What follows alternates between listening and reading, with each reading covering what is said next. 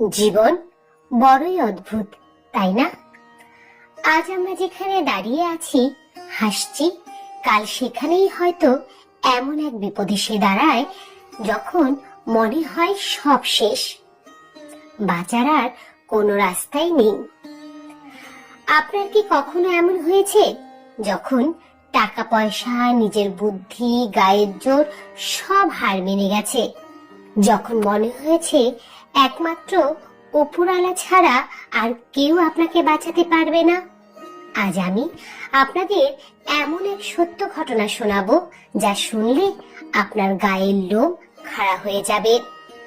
জানবো কিভাবে এক সাধারণ মানুষ মৃত্যুর একদম মুখোমুখি দাঁড়িয়েও শুধুমাত্র বিশেষ মন্ত্রের জোরে প্রাণী বেঁচে ফিরেছেন। তিনি কোনো অস্ত্র ব্যবহার করেননি, শুধু বিশ্বাস আর ভক্তির জোরে প্রকৃতিকেও হার মানিয়েছিলেন। কিন্তু কি সেই মন্ত্র যা জপ করলে স্বয়ং ভগবান শ্রীকৃষ্ণ ভক্তের বিপদে সামনে ঢাল হয়ে দাঁড়িয়ে যান? সেই শক্তিশালী মন্ত্রটি এই ভিডিওতে আজ বলা হবে এবং এই মন্ত্রটি তাৎপর্য বলা হবে। তাই অনুরোধ, জীবনে এই মূল্যবান শিক্ষাটি পাওয়ার জন্য ভিডিওটি 1 সেকেন্ডও না টেনে শেষ পর্যন্ত দেখুন। আর এই আয়োজনে শেষ পর্যন্ত থাকবেন। তাহলে চলুন শুরু করা যাক আজকের এই ভিডিও। বহুকাল আগের কথা, এক নদীর তীরে ছোট্ট একটি ছিমছাম গ্রাম ছিল। সেই গ্রামে বাস করতেন হরিদাস। হরিদাস ছিলেন পেশায় একজন তাঁতি। তিনি খুব গরিব মানুষ ছিলেন। সারাদিন হাড় ভাঙা খাটুনি খাটতেন, তাঁত বুনতেন আর সেই কাপড় হাটে বিক্রি করে যা পেতেন তাই দিয়ে কোনো মতে সংসার চালাতেন। কিন্তু হরিদাসের একটি গুণ ছিল যা তাকে সবার থেকে আলাদা করেছিল। তা হলো তার অটুট বিশ্বাস। তার হৃদয়ের সিংহাসনে বসেছিল স্বয়ং গোবিন্দ। হরিদাস যখনই তাঁত চালাতেন, খটখট শব্দের তালে তালে তার মুখে সবসময় প্রভুর নাম লেগে থাকত। তিনি বিশ্বাস করতেন, সুখ হোক বা দুঃখ, সবকিছুই গোবিন্দেরই দান। একবার বর্ষাকাল, শ্রাবণ মাস চলছে। নদী তখন কানায় কানায় পূর্ণ। হরিদাসকে নিজের বোনা কিছু কাপড় বিক্রি করার জন্য নদী পার হয়ে ওপারে বড় হাটে যেতে হলো। সংসারে প্রচন্ড অভাব, তাই ঝড় বৃষ্টির ভয় থাকলেও তিনি বেরোলেন। হাটে বেচা কেনা করতে করতে সন্ধ্যা ঘনিয়ে এলো। আকাশে তখন ঘন কালো মেঘ জমতে শুরু করলো। বাতাসের গতিবেগও বেড়ে গেল। হাটের অন্য ব্যবসায়ীরা হরিদাসকে সাবধান করলেন। একজন বয়স্ক লোক বললেন, ওহে হরিদাস, আকাশের অবস্থা ভালো নয়। আজ রাতে আর নদী পার হওয়ার চেষ্টা করো না, আমাদের এখানেই থেকে যাও। কিন্তু হরিদাসের মনে পড়ে গেল তার বাড়িতে একলা আছেন তার অসুস্থ স্ত্রী। তার যে আজ ফিরতেই হবে। হরিদাস ভাবলেন, আমার সাথে তো আমার দয়াল গোবিন্দ আছেন, তিনি সব বিপদ থেকে আমাকে রক্ষা করবেন। আমি রওনা দেব। হরিদাস ঘাটে এসে একটি ছোট্ট নৌকায় চড়ে বসলেন। মাঝিও প্রথমে যেতে রাজি হয়নি, কিন্তু হরিদাসের অনুনয় বিনয় দেখে সে রাজি হলো। নৌকা ছাড়লো। নৌকা যখন নদীর ঠিক মাঝখানে, তখন শুরু হলো প্রকৃতির তাণ্ডব। ভয়ঙ্কর কালবৈশাখী ঝড়। মুহূর্তের মধ্যে আকাশ কালো মেঘ হয়ে গেল। ঘুটঘুটে অন্ধকার। মাঝে মাঝে বিদ্যুতের ঝলকানিতে শুধু দেখা যাচ্ছে নদীর ঢেউগুলো পাহাড়ের মতো উঁচু হয়ে ধেয়ে আসছে। নদী তখন আর শান্ত নয়, সে যেন মূর্তি রাক্ষসী গর্জন করে নৌকাটিকে গিলে খেতে চাইছে। বাতাসের তোড়ে নৌকা একবার এদিক কাত হচ্ছে তো একবার ওদিক কাত। জল ঢুকতে শুরু করলো নৌকায়। মাঝি তার সব শক্তি দিয়ে হাল ধরে রাখার চেষ্টা করছিলেন, কিন্তু সে তা আর পারল না। ভয়ে তার হাত পা অবসর হয়ে এলো। সে চিৎকার করে উঠল, হরিদাস দা, আর রক্ষা নেই। আজ আমাদের শরীর সমাধি নিশ্চিত। আমার হাতের ঢাল ভেঙে গেছে। নৌকা সামলানো আমার পক্ষে আর সম্ভব হয়ে উঠছে না। চারদিকে শুধু জলের গর্জন আর মৃত্যুর হাতছানি। হরিদাসের মনেও প্রথমে ভয় এলো। মৃত্যু ভয় খুব কাছে। তিনি বুঝতে পারলেন সাঁতার জেনেও আজ আর কোনো লাভ নেই। এই উত্তাল ঢেউর কাছে মানুষের শক্তি তুচ্ছ। কিন্তু ঠিক সেই মুহূর্তে যখন মানুষ সব আশা ছেড়ে দেয়, তখন হরিদাসের মনে পড়ল গুরু বলেছিলেন, বাবা হরিদাস, যখন দেখবি সব দরজা বন্ধ, যখন দেখবি নিজের শক্তিতে আর কুলোচ্ছে না, তখন সেই মন্ত্রটি জপ করে প্রভুর চরণে নিজেকে সঁপে দিবি। হরিদাস আর এক মুহূর্ত দেরি করলেন না। তিনি বাঁচার চেষ্টা করা ছেড়ে দিলেন।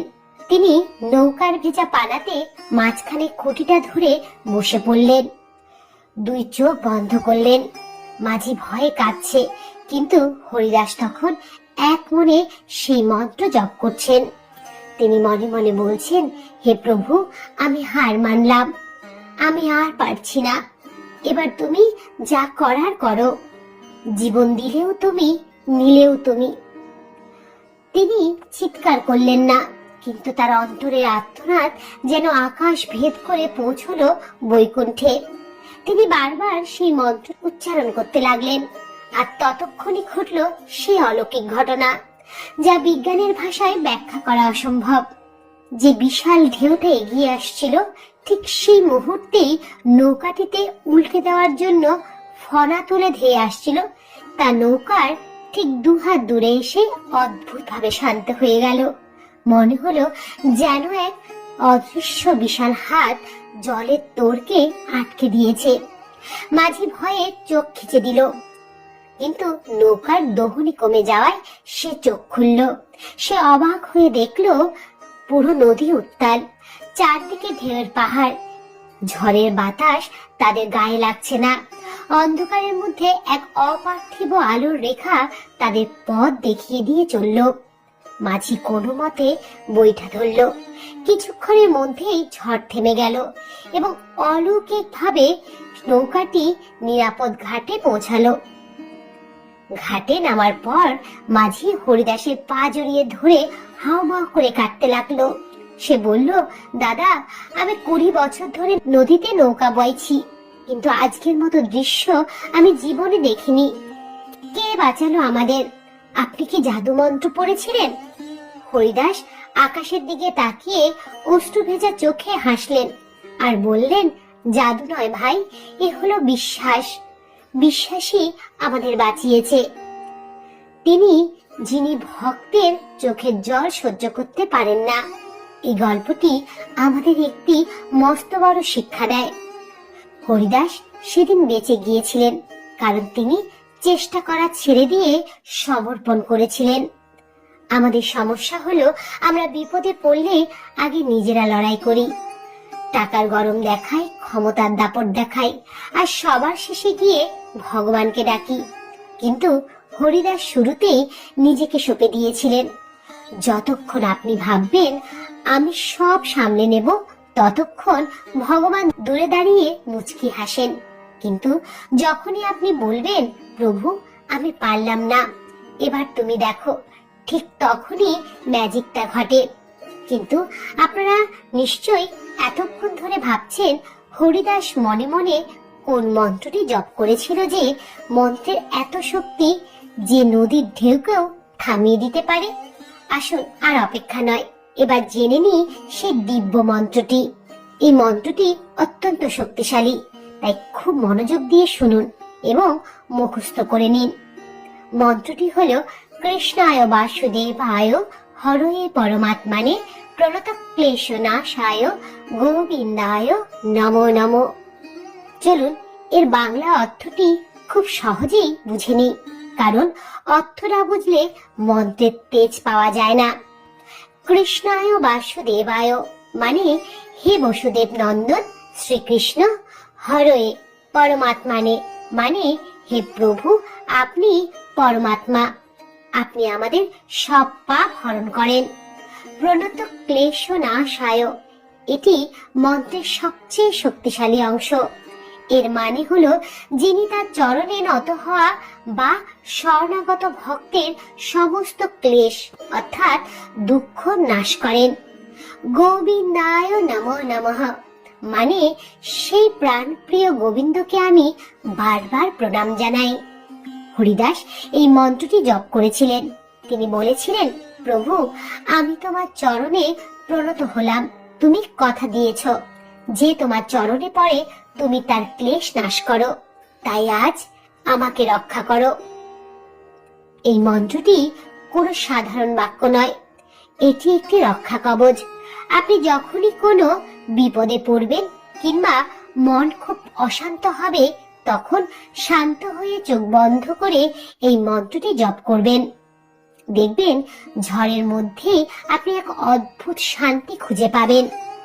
আজকের এই ভিডিওটি যদি আপনার মনে একটুকু ভক্তি সঞ্চার করে থাকে, তাহলে ভিডিওটি আপনার বন্ধু এবং আত্মীয়দের সঙ্গে শেয়ার করে তাদেরও দেখার সুযোগ করে দিন। কে জানে, হয়তো আপনার একটি শেয়ারে কোনো বিপদগ্রস্ত মানুষ নতুন করে বাঁচার আশা খুঁজে পাবে। জয় শ্রীকৃষ্ণ, রাধে রাধে। তাহলে এ পর্যন্তই। ভিডিওটি যদি আপনাদের ভালো লেগে থাকে তবে অবশ্যই একটি লাইক করবেন এবং কমেন্টে রাধা মাধবের জয়গান করতে ভুলবেন না যেন। এ ধরনের ধর্মীয় ভিডিও পেতে এবং নিয়মিত গীতা পাঠ শুনতে চ্যানেলটিকে অবশ্যই সাবস্ক্রাইব করবেন। দেখা হচ্ছে অন্য আরেকটি ভিডিওতে। ততক্ষণ পর্যন্ত আপনারা ভালো থাকবেন, সুস্থ থাকবেন। হরে কৃষ্ণ কৃষ্ণ কৃষ্ণ হরে হরে, হরে রাম রাম রাম হরে হরে। নমস্কার।